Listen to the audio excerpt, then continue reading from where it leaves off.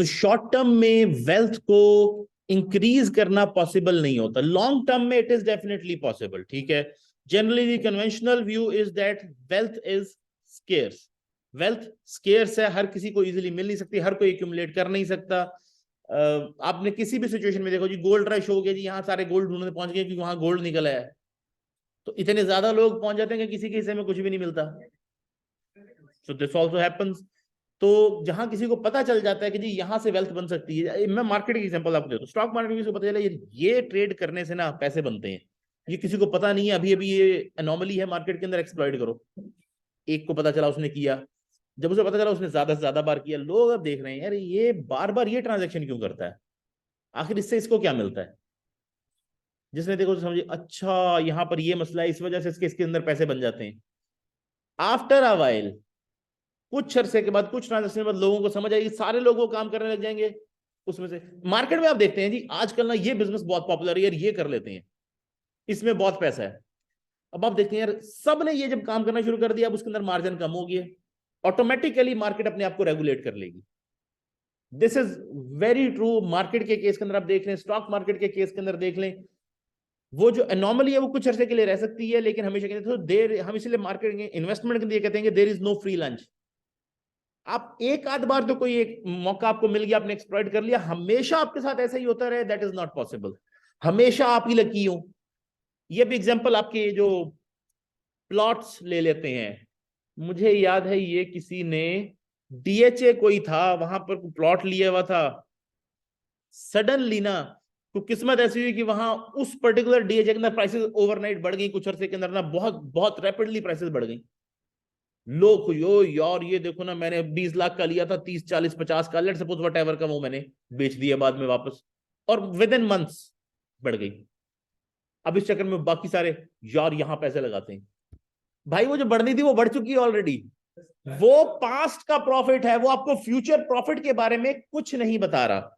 ये हम इन्वेस्टमेंट में भी कहते हैं, शेयर्स परचेज करते हुए भी मार्केट के, कि आप देख रहे हैं पास्ट ट्रेंड क्या है कंपनी के प्रॉफिट्स का, उसकी कोई वैल्यू ही नहीं है।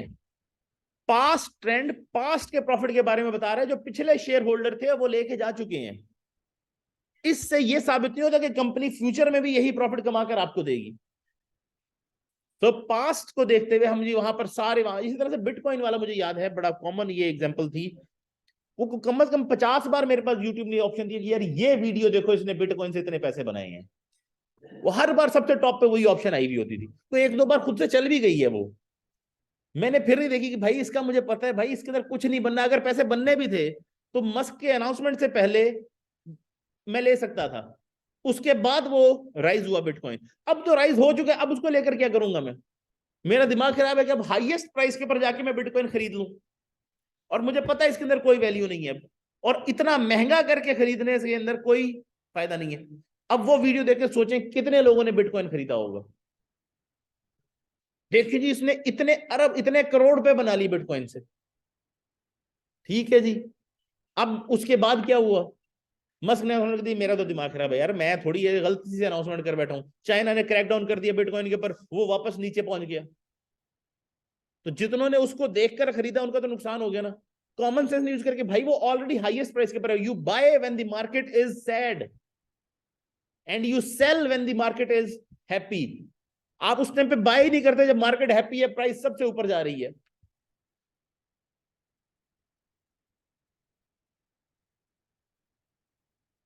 वेल्थ फ्रॉम इस्लामिक परस्पेक्टिव, इस्लाम में वेल्थ का क्या कॉन्सेप्ट है, कॉन्सेप्ट माल का वर्ड यूज हुआ है बड़ा कॉमनली, इसके अलावा रिज्क, मता, ये वर्ड्स यूज होते हैं बहुत कॉमनली इस्लामिक फिलॉसफी के अंदर। So the concept of mal is defined as a thing that has a material value among people, which is either a corporal, ain, or usufruct, किसी चीज का यूज, मुनाफा, और राइट, हक।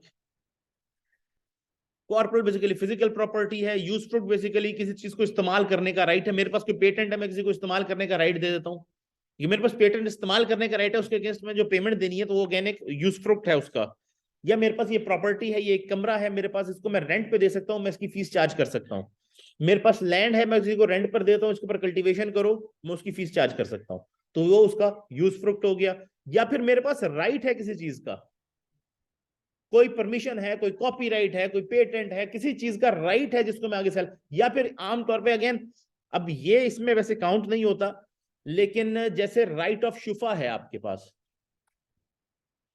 ये भी एक राइट है ना, बड़ा वैल्यूएबल राइट है, किसी को यूज करना आता हो तो वैल्यूएबल राइट है। और इसी केस के अंदर ये राइट सिर्फ लैंड का नहीं है, ये शेयर होल्डर्स का राइट भी है, शुफा का राइट उन्हें भी मिलता है। प्रायोरिटी इशू क्या होता है, राइट्स इशू जिसे हम कहते हैं।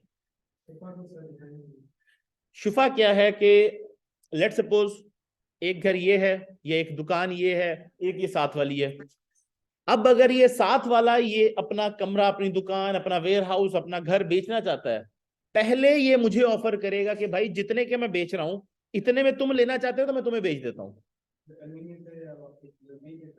क्योंकि वो मेरे साथ है, बिल्कुल मेरे काम की हो सकती है ना प्रॉपर्टी। तो जितने में वो थर्ड पार्टी को बेच रहा है, पहले वो मुझे ऑफर करेगा कि भाई अगर इतने में तुम लेना चाहते हो तो मैं बेच सकता हूं। अब आमतौर पे हमारे यहाँ इस केस के अंदर मसला क्या बनता है, और कोर्ट यूजुअली शुफा वाले के साथ जाती है, जो शुफा का केस कर देते कि भाई मेरा राइट था, ये इसने इतने में इसको बेची है, मैं इतने पैसे देने को तैयार हूं, ये मुझे दिया जाए, ये मेरे घर के बिल्कुल साथ है, मुझे जरूरत है इसकी, ये मेरी दुकान मैंने एक्सटेंड करनी है, मुझे इसकी जरूरत है। और कोर्ट आमतौर पर शुफा वाले के साथ जाएगी, यह हक शुफा कहलाता है, पाकिस्तान में चलता भी है राइट। अब हमारे पास इसमें मसला क्या है, बात यह है कि प्रॉपर्टी उसकी है जी 10 करोड़ की, जब वो डॉक्यूमेंटेशन करवाने जाता है तो उसके ऊपर जो कैपिटल गेन टैक्स है, सीवीटी कहते हैं उसे हम, वो इतना ज्यादा पड़ रहा होता है कि उससे बचने के लिए वो उसको लिखवाता है जी ये 1 करोड़ की है, और उसके अंदर बेच देता है। जब बेच दिया, उस ट्रांजैक्शन एग्जीक्यूट हो गया, अब साथ वाले को पता है जी कि ये प्रॉपर्टी तो 10 करोड़ की है भाई, वो केस इसलिए कर देता है कि जी अब इसे 1 करोड़ के अंदर इसने वो डॉक्यूमेंट साइन किया हुआ है ना, अब अगर ये कोर्ट मेरे हाथ में फंसेगा तो 1 करोड़ मेरे से लेकर ये पूरी प्रॉपर्टी मुझे देगा। इस वजह से वो जो आप वैल्यू कम करवा रहे होते हैं प्रॉपर्टी सेल करते हुए, उसका मसला ये शुफा के केस के अंदर आ जाता है कि जी अगर शुफा का कोई केस करेगा, वो उस 1 करोड़ पे करेगा कि यार करोड़ तो मैं देने को तैयार था, इसने मुझे कहा ही नहीं, ये मुझे बेची जाए, और कोर्ट यूजुअली उसकी साइड पे जाएगा। तो वो जो आप अमाउंट कम करते हैं, वहां मसला आता है हमारे पास। अगर वो 10 करोड़ लिख दे और वो नहीं दे सकता 10 करोड़, तो शुफा का केस ही नहीं करेगा। सीधी सी बात है कि भाई मैं 10 किधर से देने देने होते तो मैं पहले ही ना खरीद लेता उससे। सो दैट इज शुफा। तो राइट्स इशू भी होता है कंपनीज के अंदर। जब कंपनी पहली बार शेयर इशू या दूसरी बार करने के बाद दोबारा शेयर इशू करना चाहती है, तो पहले शेयर्स का राइट इशू किया जाता है कि जो एग्जिस्टिंग शेयर होल्डर्स हैं उनको राइट दिया जाता है कि आप अगर आपके शेयर्स के अगेंस्ट इतने शेयर हम और इशू करने जा रहे हैं, अगर आप ये खरीदना चाहें तो ये डिस्काउंटेड प्राइस के ऊपर हम इशू कर रहे हैं आपको इतने शेयर। और फिर जो पैसे नहीं है जिसके पास, या जो खरीद नहीं सकता या खरीदना नहीं चाहता, वो अपना राइट भी आगे बेच देता होता है। क्यों? क्योंकि जब वो मार्केट से शेयर कोई परचेज करेगा तो उसे महंगा मिलेगा, राइट इशू में वो शेयर सस्ता दिया जा रहा होता है। ऑल्दो ये अलाउड नहीं है इस्लामिक पर्सपेक्टिव के अंदर, लेकिन लोग करते हैं ये काम भी, कि अपना राइट ही आगे किसी को बेच दिया कि मेरी जगह तुम ये खरीद लो भाई,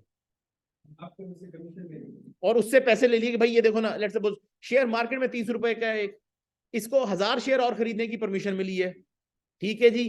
अब 30,000 रुपए के ये शेयर खरीद सकता था, लेकिन इसको कितने में मिल रहे हैं? 25 रुपए का। अब वो कहते हैं मार्केट से खरीदोगे ना, ये 30,000 के शेयर मिलेंगे तुम्हें, मुझसे खरीदोगे तो 25,000 के मुझे मिल रहे हैं, मैं तुम्हें 27,000 के दे दूंगा, मैंने तो खुद खरीदने नहीं। तो उसके अपने पैसे भी बन गए, दूसरे को भी बेनिफिट मिल गया। सो राइट्स भी वेल्थ का पार्ट है। Other related concept such as risk और मता, ये भी इस्लामिक के अंदर हम काउंट करें। जब मैं इस्लामिक के अंदर डिटेल में जाऊंगा तो ये मैं आपको डिस्कस कर लूंगा इसके साथ।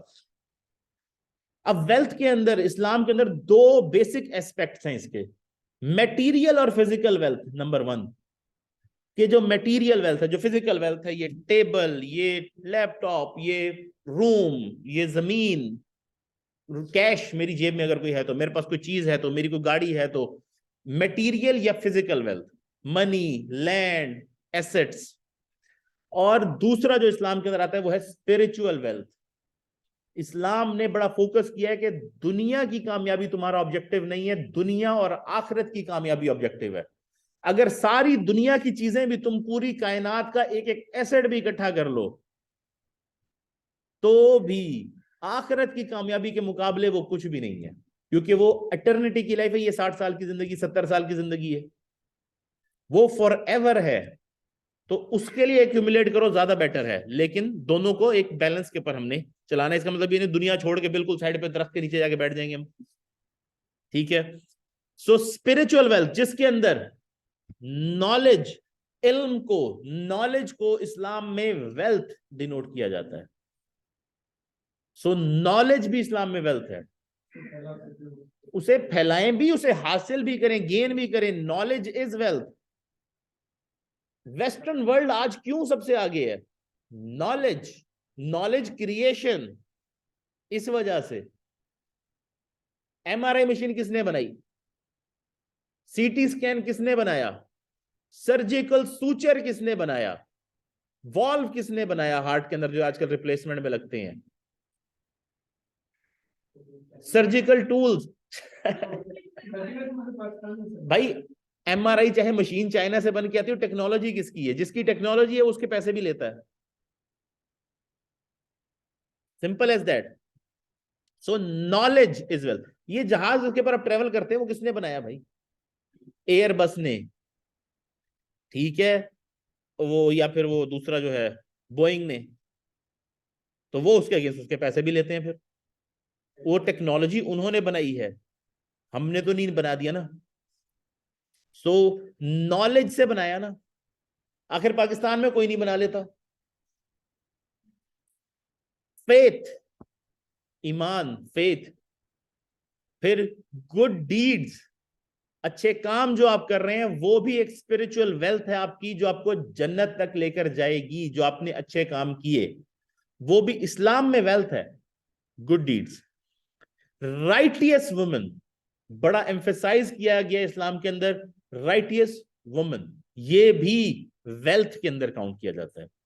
हेल्थ, इस्लाम में हेल्थ भी आपकी वेल्थ का पार्ट है। और फिर चिल्ड्रन, ये भी वेल्थ का पार्ट बनता है। और फ्री टाइम है अगर आपके पास, ये भी वेल्थ है। अगेन करना है ना वो आपने, ठीक है। अब सफाई को आप अगेन गुड डीड्स का पार्ट बना सकते हैं। अब ये ब्रॉड कैटेगरीज हैं, इसकी सब क्लासिफिकेशन नहीं हुई है सच। Just a second. Hello, hello, वालेकुम सलाम जी। जी, तो इन ब्रॉड कैटेगरीज के अंदर ये चीजें आ जाएंगी। अब स्पिरिचुअल वेल्थ के अंदर कुरान पाक की से मैं आपको कोट कर देता हूं, चैप्टर 61 वर्स 10 एंड 11। ओ ये who believe, shall I lead you to a bargain that will save you from the grievous penalty, that you believe in Allah and his messenger, and that you strive in the cause of Allah with your property and yourselves. That will be best for you if you best know, if you but know. So simple as that. Urdu में बता देता हूं। ओ believers, मानने वालों, क्या मैं तुम्हें ऐसे ही बार्गेन बताऊं, ऐसी डील बताऊं जो आपको ये 50% ऑफ नहीं मिलता, वैसी बार्गेन डील जो तुम्हें बचा लेगी एक बड़ी ही बहुत बड़ी पेनल्टी, बहुत बड़ी मुसीबत, बहुत बड़ी परेशानी से, कि अल्लाह और उसके रसूल मोहम्मद सल्लल्लाहु अलैहि वसल्लम के अंदर बिलीव करें और अल्लाह की राह में कोशिश करें, स्ट्राइव करें, स्ट्रगल करें। किसके साथ? With your property and your self. Property क्या है? वेल्थ, एसेट, माल, और खुद भी, दोनों के साथ। That will be best for you if you but know. अगर तुम जानो तो ये तुम्हारे लिए बेहतर है। Envy is permitted only in, ये अब सही बुखारी की हदीस बता रहा हूं आपको। एनवी, किसी से जेलस होना, किसी को एनवी करना, is permitted only in 2 cases. A man to whom Allah gives wealth and he disposes of it rightfully. उससे आप एनवी कर सकते हैं, यार अल्लाह सुब्हान ताला ने क्या जबरदस्त वेल्थ दी है इस बंदे को और कितना शानदार तरीके से वो अल्लाह की राह में खर्च कर रहा है, इस बंदे को आप एनवी कर सकते हैं। And the second one, and a man to whom Allah gives wisdom which he applies and teaches it. और दूसरा उस बंदे को आप एनवी कर सकते हैं कि यार अल्लाह ने इसको क्या जहानत दी और कितनी अच्छी तरह से इसको अप्लाई करता है और लोगों को सिखाता भी है. सो इस्लाम में wealth is a bit different. Spiritual wealth को जरा अगर डिस्कस करना चाहें तो अगेन कुरान की वर्स कोट करता हूं, chapter 3 verse 14. Beautified for people is the love of that which they desire of, women and sons, heaped up sums of gold and silver, fine branded horses, and cattle and tilled land. That is the enjoyment of worldly life, but Allah has with him the best return. कि अल्लाह ने तुम्हारे लिए, अब ये wealth spiritual भी इसमें include हो गई है कि आपका डिजायर अल्लाह ने ब्यूटीफाई कर दिया है. अगेन सबसे बड़ी चीजों में से women and sons. Then again अब ये वुमेन और सन्स को भी एसेट्स वेल्थ के अंदर काउंट किया जा रहा है. Heaped up sums of gold and silver, actual जो आप मनी जिसको आज के दौर में काउंट किया जाता है. एंड फाइन ब्रांडेड हॉर्सेस, जो कि ट्रेवल के लिए उस दौर में बड़े जरूरी थे. आज के दौर में आप कार कह सकते हैं इसको, aeroplanes, jets, whatever. Cattle and tilde land. This world, again Sunan Ibn Majah की हदीस है, this world is but provisions and there is no provision in this world better than a righteous wife. तो एक righteous wife को भी wealth का part बनाया गया है कि ये भी तुम्हारे लिए दुनिया की सबसे बड़ी wealth है. This world is but provisions, तमाम provisions है दुनिया, तमाम तौर पे provisions के तौर पे है. And there is no provision in this world better than a righteous wife. तो राइटियस वाइफ से बेटर कोई प्रोविजन नहीं है. Gold, silver, property, land. तो वेल्थ में भी सबसे बेस्ट स्पिरिचुअल वेल्थ को रखा गया इस्लाम के अंदर देन एक्चुअल कन्वेंशनल वेल्थ जिसे हम फिजिकल वेल्थ कहते हैं.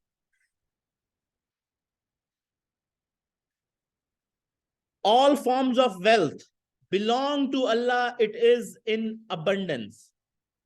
ठीक है, कि जितनी तमाम सोर्सेज हैं वेल्थ की, जो फॉर्म्स हैं वेल्थ की, वो अल्लाह सुब्हाना ताला की है. And it is in abundance. लेकिन again the scarcity is due to man's inability to generate more wealth.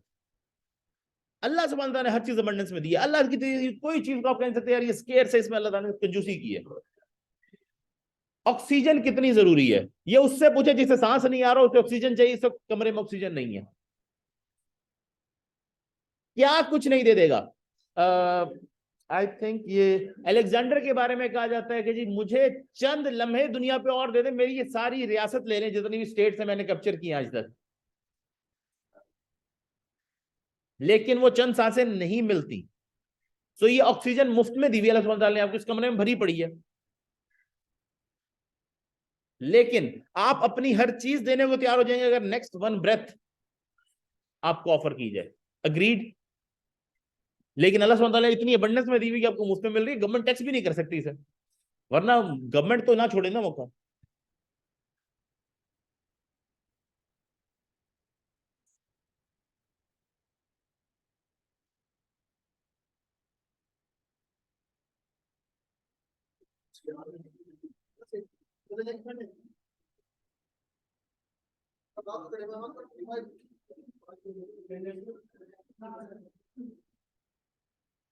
So scarce क्यों है? क्योंकि इंसान वेल्थ जनरेट नहीं कर सकता. मैं नहीं जनरेट कर सकता. अल्लाह सुब्हानहू तआला जब चाहे, ये सामने पहाड़ी पड़ी है इसको गोल्ड का बना दे, उसके लिए मुश्किल नहीं है. मैं नहीं कर सकता. That is why. और अगेन जो सर्विसेज नेचर आपको प्रोवाइड की, जो अल्लाह सुब्हानहू तआला ने आपको प्रोवाइड की, ये सिर्फ ग्रो करने का, ये बीज की पॉलिनेशन जो है सिर्फ, अगर दुनिया से बीज खत्म हो जाए तो इंसान विद इन वीक्स खत्म हो जाएगा दुनिया से. क्योंकि बीज आपको पॉलिनेशन करके आपका फ्रूट पूरा प्रोवाइड करके देती है. ये काम इंसान को खुद करना पड़ जाए तो आपको पता लग जाए. सिमिलरली वो जो सीड ग्रो किया है तो अल्लाह सुब्हानहू तआला मैं ग्रो करता हूं, तुम तो नहीं करते. और फिर जहां तक ये गोल्ड, सिल्वर, डायमंड्स, मेटल्स, जिस चीज की भी आप बात करें, कॉपर, वट जो आपको मेटल चाहिए, ये दुनिया में भरे पड़े हैं जमीन के नीचे। एफर्ट करनी पड़ेगी, मेहनत करनी पड़ेगी, निकालना पड़ेगा, रिफाइन करना पड़ेगा। और फिर स्पेस में तो पूरे पूरे हो सकता है गोल्ड का पूरा एक प्लेनेट हो, और ऐसे कई बिलियंस ऑफ प्लैनेट्स हैं। दुनिया की बीचेस के ऊपर उतने सैंड के पार्टिकल्स नहीं हैं जितने सन्स, जितने स्टार्स अवेलेबल हैं हमारी गैलेक्सी के अंदर। यूनिवर्स के अंदर कितने होंगे? और सिर्फ ऑस्ट्रेलिया की 1100 बीचेस हैं, 1200, सिर्फ एक मुल्क की, एक कॉन्टिनेंट की 1100-1200 बीचेस हैं, उसके सैंड के पार्टिकल्स इससे ज्यादा सन जैसे स्टार्स हैं यूनिवर्स में, जो ऑब्जर्व कर चुकी है साइंस अब तक। जो अब तक हम नहीं देख सके वो अलग बात है, वो जो अभी नई टेलीस्कोप लॉन्च हुई है जेम्स वेब, उसने जो ढूंढे वो पहले नहीं नजर आए थे। और ये तो अर्थ के ऊपर इतना गोल्ड, सिल्वर, मेटल सारा कुछ पड़ा हुआ है ना, ये हर किसी पे पड़ा है। अल्लाह सुब्हानहू व तआला जब चाहे निकाल के दे सकता है, उसके पास अबंडेंस है। हमें एफर्ट करनी होगी, हम वेल्थ जनरेट नहीं कर सकते। सूरह अल सूरह chapter 42 verse 4, to him belongs all that is in the heavens and on earth, and he is most high, most great. In Islam, wealth is a means but not a goal by itself. So it's a means to an end, it's not a end in itself. So बंदा ये तो ख्वाहिश कर सकता है ना कि यार मेरे पास अगर थोड़े से पैसे हों, मैं कुछ मीन्स अपने इकट्ठे कर लूं, कोई पैसे इकट्ठे कर लूं, तो कल को कन्वीनियंटली अपना ज्यादा टाइम दीन को या दीन की खिदमत के लिए या अल्लाह की रजा के लिए स्पेंड कर सकता हूँ। ईजी हो जाऊंगा अल्लाह की राह में टाइम स्पेंड करने के लिए, कोई मुश्किल नहीं रहेगी। इस कॉन्टेक्स्ट में तो बंदा ज्यादा एफर्ट करता है। लेकिन सिर्फ इसलिए कि दुनिया में माल इकट्ठा करूं यार जितना भी हो सके, आखिरत का देखा जाएगा, ये अभी तो ये सामने है ना, इसकी फिक्र करो, आगे वाला जब आएगा तब देखेंगे। तब आप कुछ नहीं कर सकते, टेस्ट का टाइम यहीं पर है, वहां से ना वापस आ सकते हैं, ना कुछ कर सकते हैं, ना कोई डेवलपमेंट हो सकेगी। Wealth does not hold a central position in the social matrix, instead it has been visualized as an instrument to lead life in accordance with the sharia. तो इसकी इस्लाम में कुछ सोशल मैट्रिक्स के अंदर कुछ सेंट्रल पोजीशन नहीं है कि जी वेल्थ होगी तो आप जी इस्लाम के अंदर सब कुछ कर सकते हैं। वेल्थ के बगैर भी आपने सहाबा को देखा है जिन्होंने कोई काम नहीं किया दुनिया में, और हजूर पाक सल्लल्लाहु अलैहि वसल्लम के साथ रहते थे, दीन सीखते थे। इंस्टेड ये बेसिकली एक इंस्ट्रूमेंट के तौर पर यूज होनी चाहिए दीन के अंदर रहते हुए, शरिया के ऊपर अमल करने के लिए, कि यार मेरे 4 पैसे होंगे, मुझे हर वक्त काम पे जाने की, जॉब पे बॉस की बात सुनेगी तो मैं जल्दी रिटायरमेंट लेकर मैं जरा तो दीनी काम कर लूंगा, मैं हज पे जा सकता हूँ, मैं कोई किसी की सर्विस कर, मैं सदका दे सकता हूँ, मैं ज़कात दे सकता हूँ। उस कॉन्टेक्स्ट के अंदर वेल्थ को एक्यूमुलेशन को इंपॉर्टेंस दी गई है, लग रहा था मुझे। या ओके फाइन,